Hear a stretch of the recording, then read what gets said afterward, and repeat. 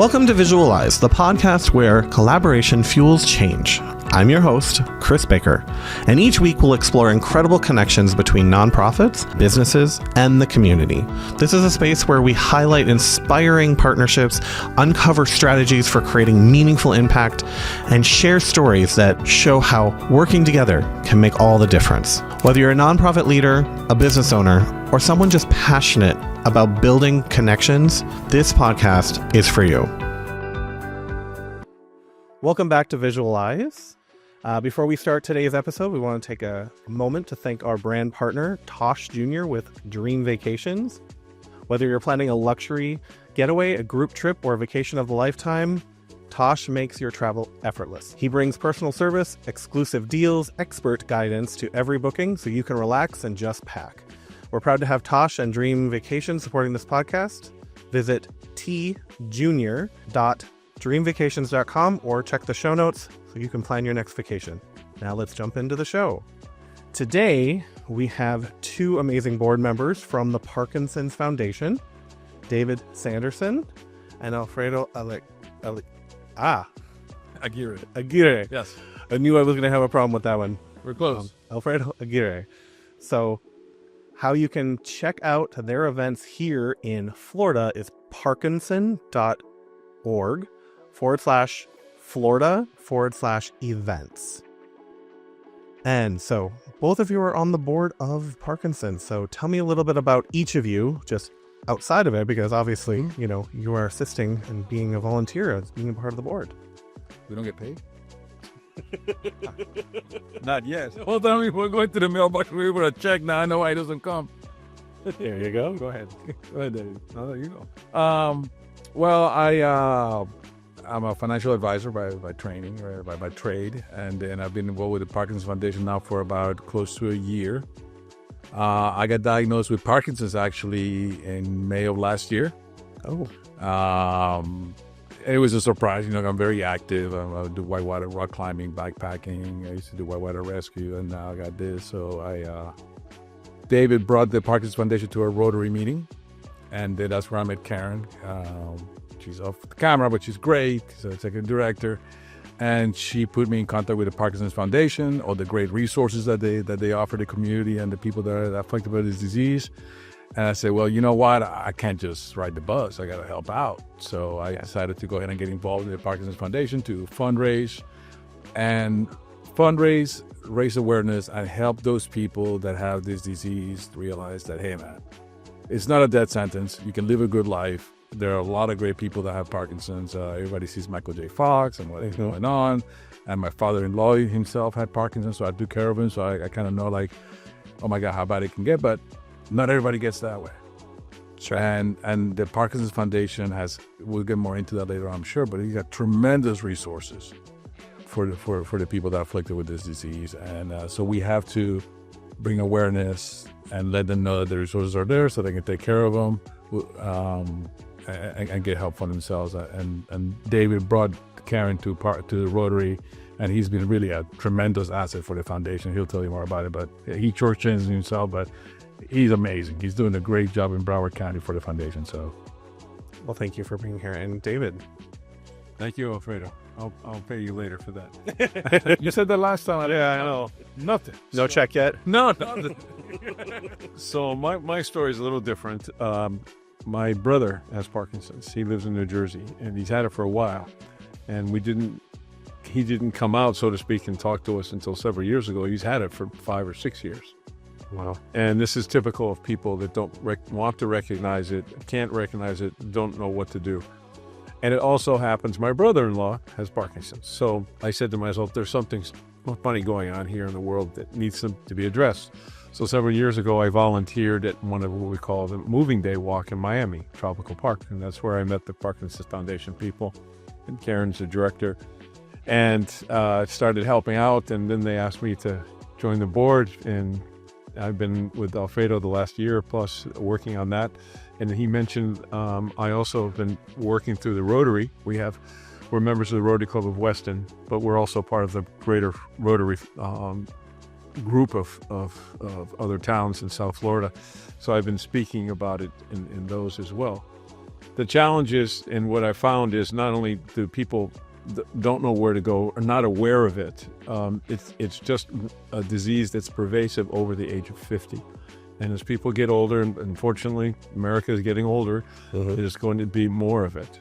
And so the challenge we have is to make awareness of it, not only in the general public, but with the doctors, the physicians themselves, so people can get diagnosed. In Alfredo's case, he understood and came out when we made a presentation at the Rotary Club, and he realized that that's probably what he had. In fact, he did.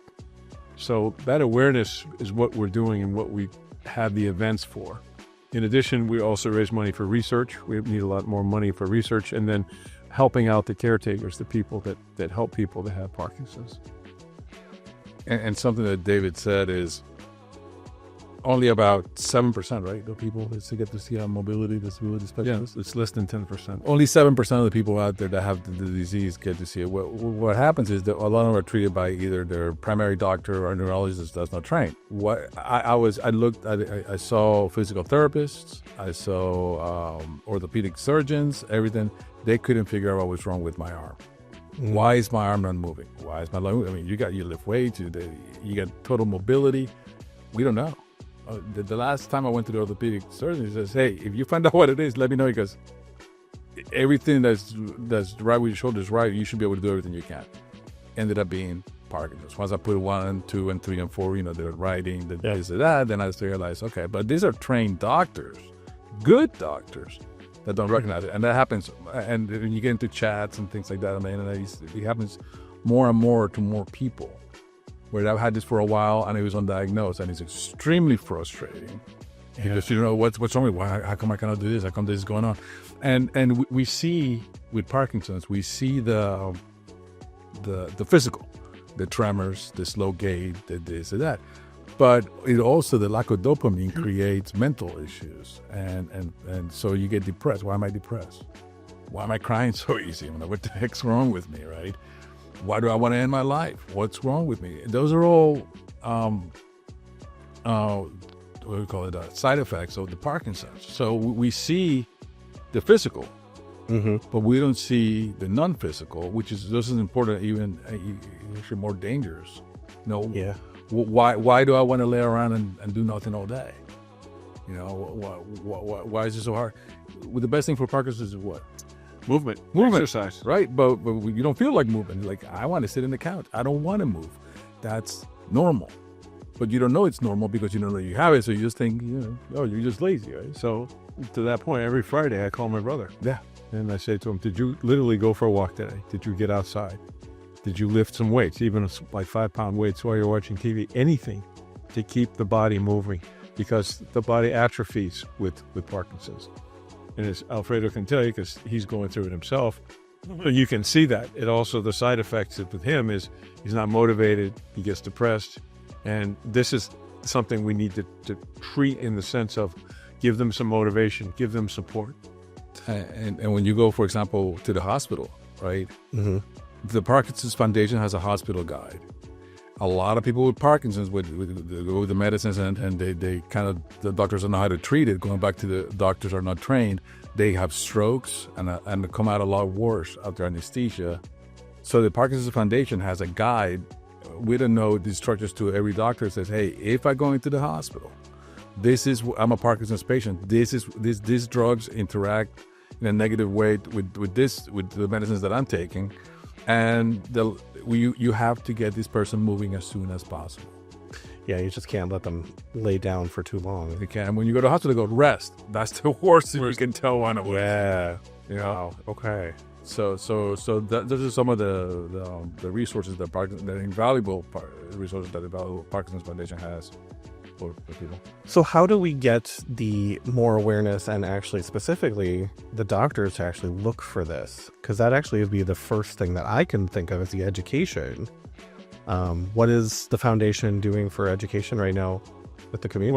Well, that's a great question, and it's something that keeps me up at night, frankly, because I was amazed to find out the physicians didn't know Alfredo's case as much as they should. Even the neurology departments in hospitals, they don't have a movement disorder specialist. The other neurologists have maybe some general awareness. So to answer your question, we have this thing called an ambassador program. Okay. So we have people involved on our own stage. We train them on the disease, and they go out and speak into the community. And they speak to Rotary clubs, events, whatever. So that's what we're trying to do in Broward. And we're going to hold an event in November this year. We call it Community Walk, a moving day, where we bring people together to talk about and not celebrate, but get people to literally walk around, in this case, Central Park, a lake, a small lake, and unify ourselves, talk about, bring our plantation. So I don't want to go to New York. Right. Plantation. Sorry about that. Plantation. And that will bring, we're inviting a lot of people. We're hoping to have this year, this is the first time we're doing it. Many years ago, they did it. We also do this in Miami and in Palm Beach, but we're focused here in Broward now. And we're hoping that brings 200 or 300 people initially, but we hope to expand that in the future. How many people get diagnosed? So officially, in the U.S., we say 1 million people are diagnosed, but it's way underreported for the reasons I just mentioned. People have it and don't go to the doctors. They're not diagnosed. The awareness isn't there. We know it's much more pervasive than that. Anywhere I go, I ask people, how many people know somebody, brother, sister, family, friends that have Parkinson's? And half raise their hands. Almost as many with Alzheimer's. So it's Alzheimer's has a much more image. They've done more research. So we have a lot to catch up. No, it does sound like there is more work to be done, definitely, especially on the education, because if the doctors aren't looking for what needs to be looked at, so that you guys can have the actual diagnosis, and then you can actually make a better, adjustment to life. Because you're right, if you're supposed to move, and most doctors tell you not to move, you're just worsening the problem. So, wow. And there's also medication, which Alfredo can speak to, that people take, my brother takes. There's also ultimately an operation that could be done as well to help you with the disease. There's no cure, though, unfortunately. I didn't know there was an operation. What information can you give me about that? So it's called DBS, deep brain stimulation. Okay. And they put electrodes inside your brain, and then but you have to go through the medicine first. Right. Okay. To see, because the DBS is not going to do anything the medicine does not, right? So once they figure out what the medicine can do, and I'll give you an example for myself. I can raise both arms fine. I have a little trouble raising my left shoulder, right? I used to kayak, now I got trouble with the kayak. But if they give me enough medicine to take care of the shoulder, that creates dyskinesia, which means I'll be looking at you and just like, not be able to move, or I have erratic movements, but that affects my driving. So I cannot be driving, especially in South Florida. Fair statement. Although I think most people in 95 had dyskinesia because the way they drive all over the place. But it's sort of the things you got to weigh, right? So I got to live with, I can't kayak anymore, right? But I can do a lot of other things. So the surgery, once they figure out what your medicine what you can get to with the medicine, what kind of level, then they can go with the deep brain stimulation, which is a brain surgery, and then they can dial it in, dial it out, and things like that. There's a lot of stuff now with artificial intelligence going on, a lot of research into stem cells, and a lot of other stuff. So, I mean, that's what we need the money, one, for awareness, and two, for research, because, now there's stem cells, there is deep brain stimulation, there is quite a bit of therapies out there that are being tested. So Parkinson's is a neurodegenerative disease, right? It affects the muscular part, but obviously controlled by the brain.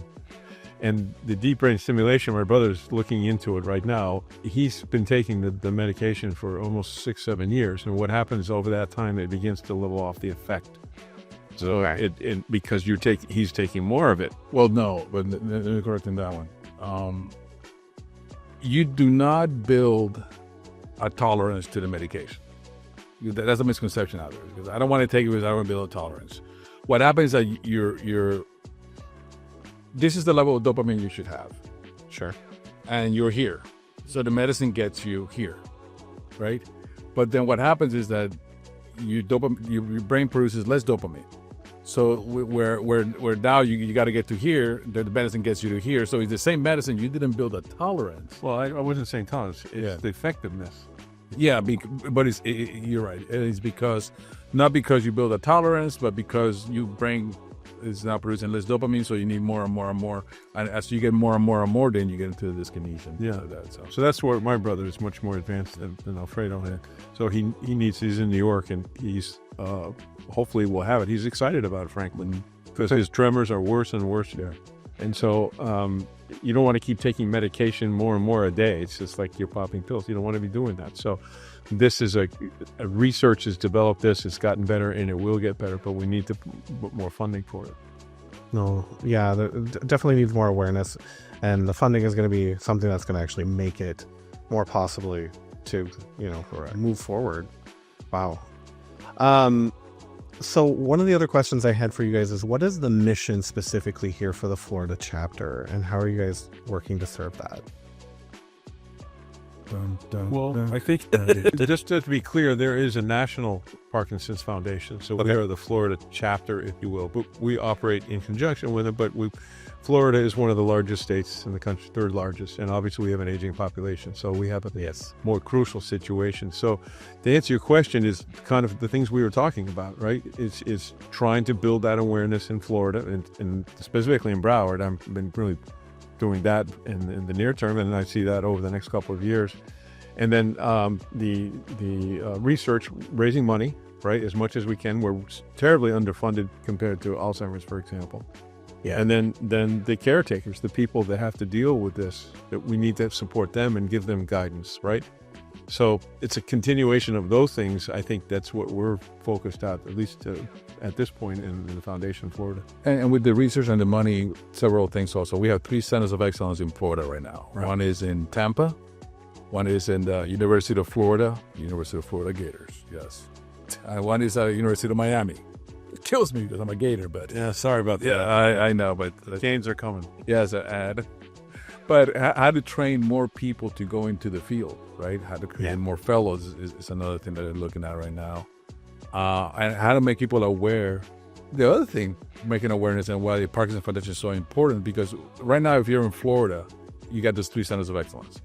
If you're in the Panhandle, you got to drive, 6 hours to get one. Or Port St. Louis. Port St. Louis. Yeah. We got a board member that thinks in Ocala or something like that. She's got an hour and a half to get to that. And then to get to see one of those neurologists at the Centers of Excellence, it could be months. It could be 7 to 8 months. Wow. To see one of those.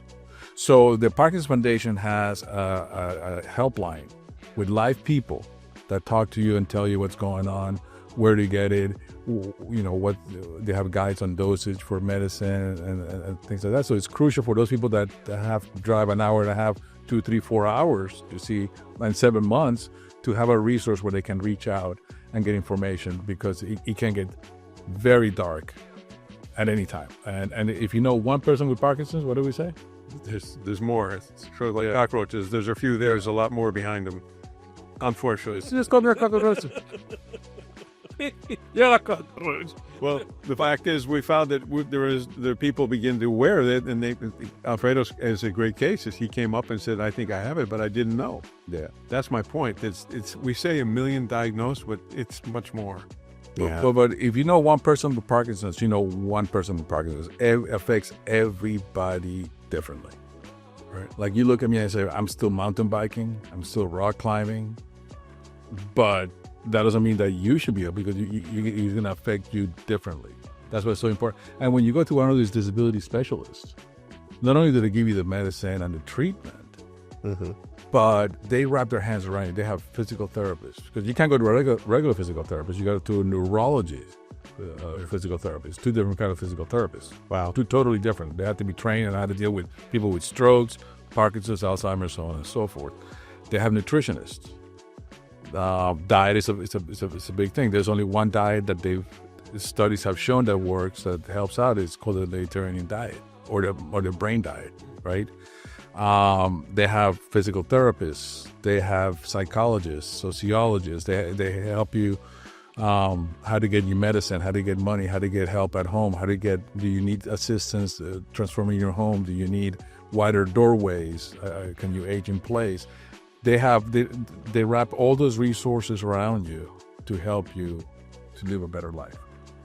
We kind of need that in a lot of different ways, because I mean, if I I don't know anybody besides you personally that actually has Parkinson's at this I point. bet you do. You just don't know it. I might, and that's the thing. Like, I wouldn't know, but I wouldn't even. They may not know. And that's the other thing, because of education, they don't actually even know or not getting diagnosed properly. The other thing I want to mention, there is not a test per se that you can take it and say you have Parkinson's. We know that there's some influence of heredity, the environment, that a series of things that may influence who has Parkinson's, but there's no direct evidence of that it comes from a certain place. And neither do we have an exact test. We have different tests we can take of people to be diagnosed. But that's another issue. You can't take a test yourself and say, oh, I've Parkinson's. And the other thing is the stigma around Parkinson's, right? It took me a little while to even come out. I had to come out, right? And say I have it, right? Because it's that stigma, oh my God, you have Parkinson's, right? You're done in 6 months. Even my work, when I came out, they're like, oh, what do you need? What's going on?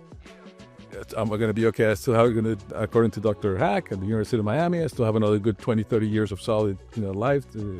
But you're treating it, right? If you didn't get treated, I'm treating it, and the exercise. My brother didn't. He got depressed. He didn't tell the family, didn't tell us. We saw it, but he refused to admit it, so to speak. And finally, he called us one day and said, hey, we said, we know. What took you so long? And we partner with, for example, Rocksteady Boxing is a program that's nationwide. We partner with them. And I have a story about a guy that was in a wheelchair because he wasn't moving.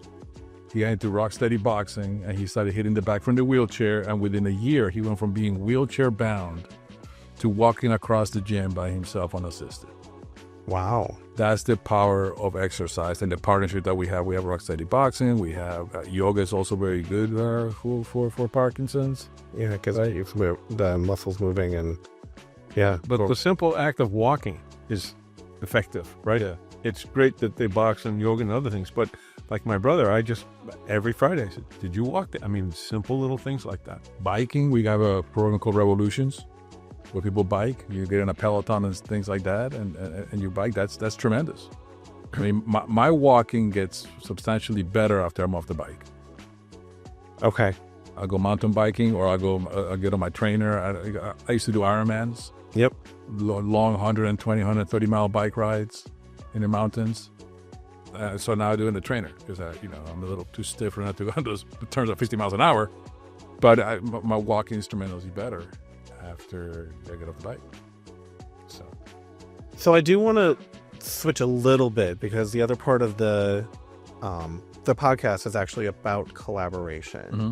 So how have you guys have noticed, like, to raise awareness with business-minded people and this mission goal? Like, how do you pull in other companies to help raise the money that you're trying to get for this education and stuff?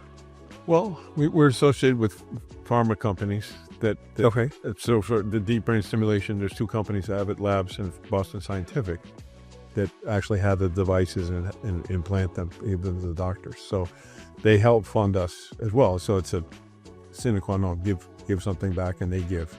Good. So that's one area. Then there's corporations that we're going to be talking to or try to be talking to support. Then the hospitals themselves, Cleveland Clinic, in addition to the University of Miami, University of Florida, to have them spend the money on the research, right? To have their doctors dedicated to that. And that's a challenge we have. We need to raise a lot of more money. We also look for wealthy individuals. We're going to have more events where we can have people come. We had a wine reception in Broward where we invited 50 people. We raised money doing that. So it was tricky trying to get the wine glass with the shaking. Right. So it's a challenge, and we're planning that. We're working on that.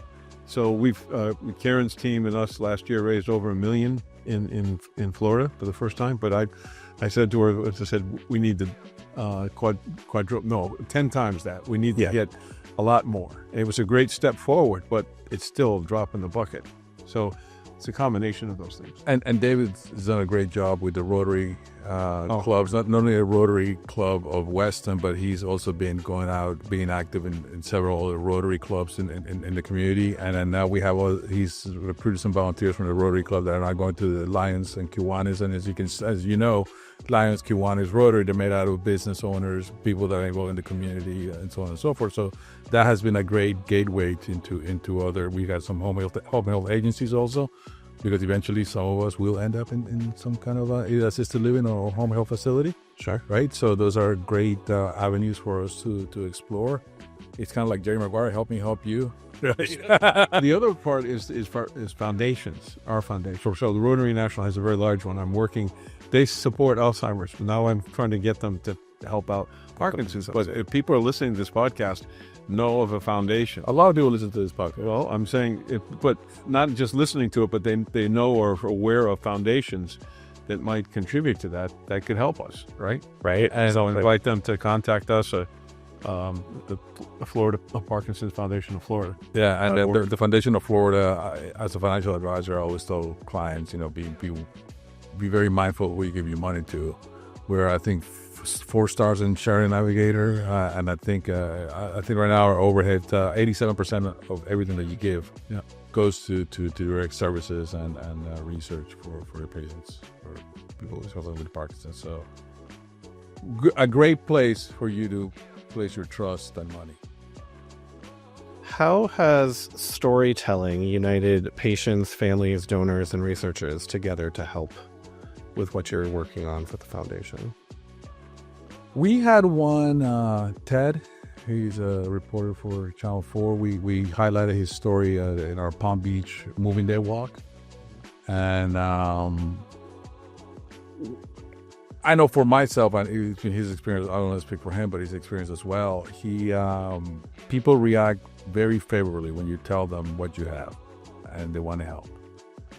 Well, but at first they like you said, it's like they look at you sort of, what is, they think it's terrible, you're going to die from it type of thing. And you got to tell them it's not contagious. Right, that's right.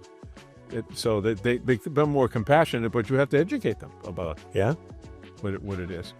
But my storytelling is about my brother, right? And then my brother-in-law, my brother lives in Santo Domingo, Dominican Republic. My brother lives in New Jersey. So how is it possible that 2 families, would have this? So that's my, part of it. And everybody, not everyone, but people who have Parkinson's, Alfredo has his story. It's sort of unique because each one is a little different. They react a little differently. They all have the neurodegenerative issues, but the way it works with their body and their life is different. So it's kind of interesting when I hear the stories about it. I played pickleball about a month ago, and I pickled, which means you beat them 11-0, the whole team. And I went out there and I just want you to know you got pickled by a guy with Parkinson's. That's awesome. So I was like, what? Like, yeah. Well, But stories make the disease human. You have to be able to connect to people, and that's what stories are able to do. And so if they can connect with you and what you're going through, they're more likely to give. They're more likely to have a response because there are because I was sharing with you earlier, I'm being chair of several boards. I think we have something like 300 to 350 charities per donor in the United States. Oh, yeah. So there's a lot of competition for your dollar. So stories make it human. Stories make it relevant. Stories, I think, are important to say, okay, I want to give to this cause because this is how it helps and this is how it affects other people. So that's why stories are extremely important part of the equation, as well as letting them know that, hey, I'm giving my money to a great entity, which is the Parkinson's Foundation, with the low overhead and great reach and great programs and rich history that we have. Another story is the international part, because South Florida, we have a lot of people from Latin America. And so I've gotten people walk up to me and say, look, my dad has it. He's in Colombia or in Mexico. What do we do? How can we help? Because there's not a lot of resources there. None. So we connect them with our foundation, and they fly over if they can to one of the centers of excellence or the University of Miami, wherever, and they come in to see the doctors. So there's the international aspect as well. Wow. And to that, people say, do you get angry? I go, no. I think I'm lucky. You lucky I got Parkinson's? No, but I'm lucky that I got it in the United States.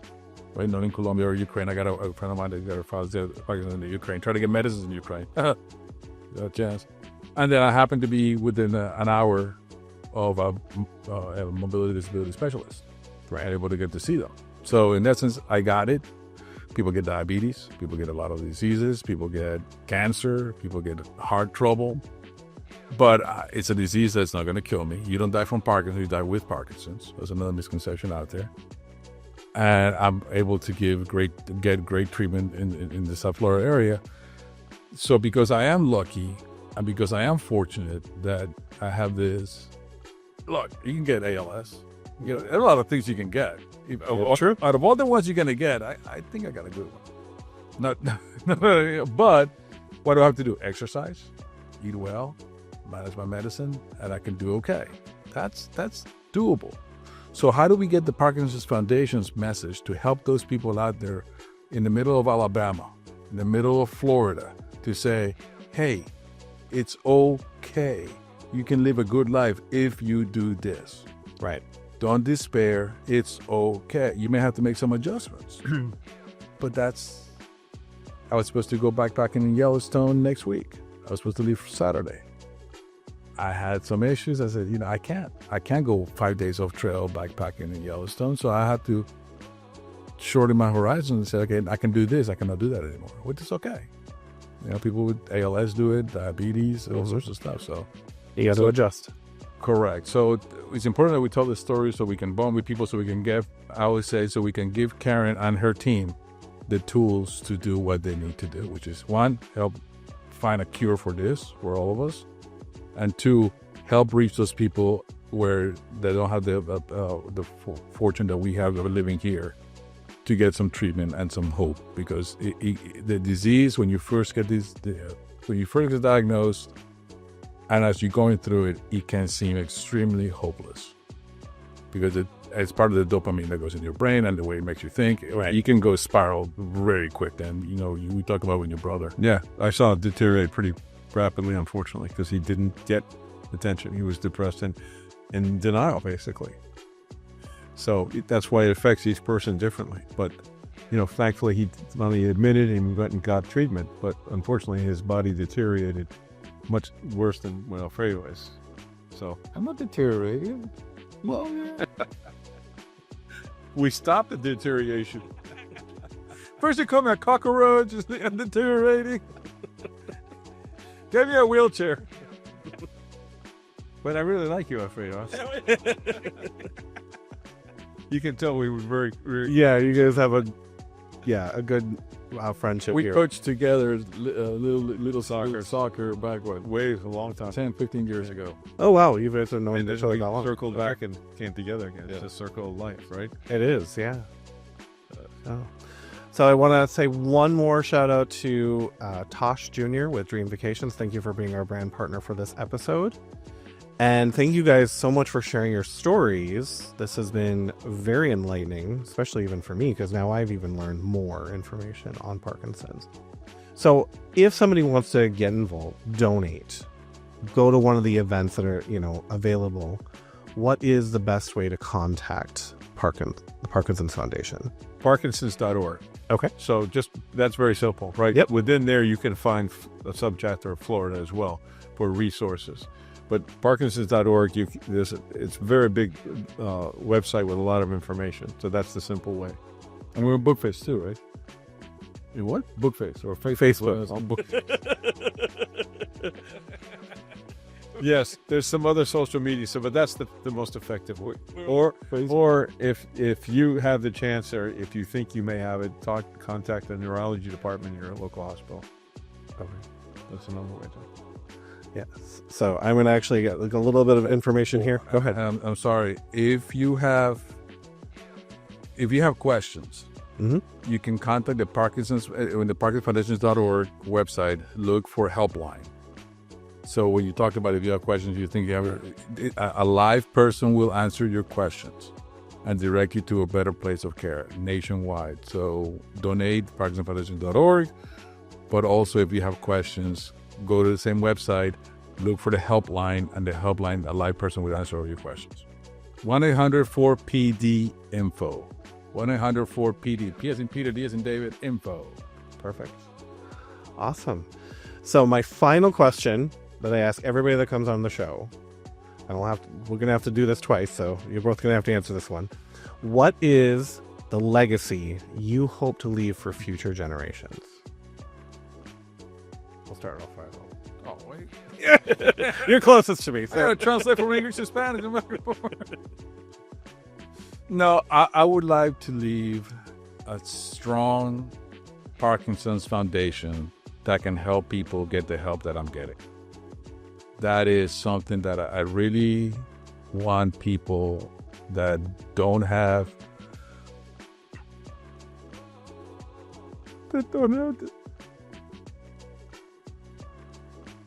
the access that I have to get access to it. That's something that's very important to me. I appreciate that. For me, it's giving back. It started when I joined Rotary, and we fund things like polio and other diseases. But when my brother contacted that, and I began to find out the issues with Parkinson's that we've just talked about, the lack of research, the lack of awareness, it was a calling to me. When Karen asked me to join the board, I hesitated for about a minute and said, no, I have to do this. And so the legacy is just helping people, whether it's Alfredo, whoever I can bring this awareness to and get treatment for them. That's satisfaction. That's legacy for me. And, hopefully we'll do for many more people. Thank you both so much for coming on the show. I hope everybody out there has gotten some new information. Please reach out to Parkinson.org, get the information, join the events, join the walk every year. Just be involved. We really appreciate it. Thank you. Thank you for having us. Thank you. Thank you. Thank you for joining me on this episode of Visualize. We hope that the inspiration and practical insights can help you foster stronger connections and meaningful change. Don't forget to subscribe, share the episode, and leave us a review. To learn more about Visuals by Momo and how we support collaboration and storytelling, visit visualsbymomo.com. A huge thank you to everyone out there listening. Until next time, remember, collaboration fuels change, and your connections can inspire the world.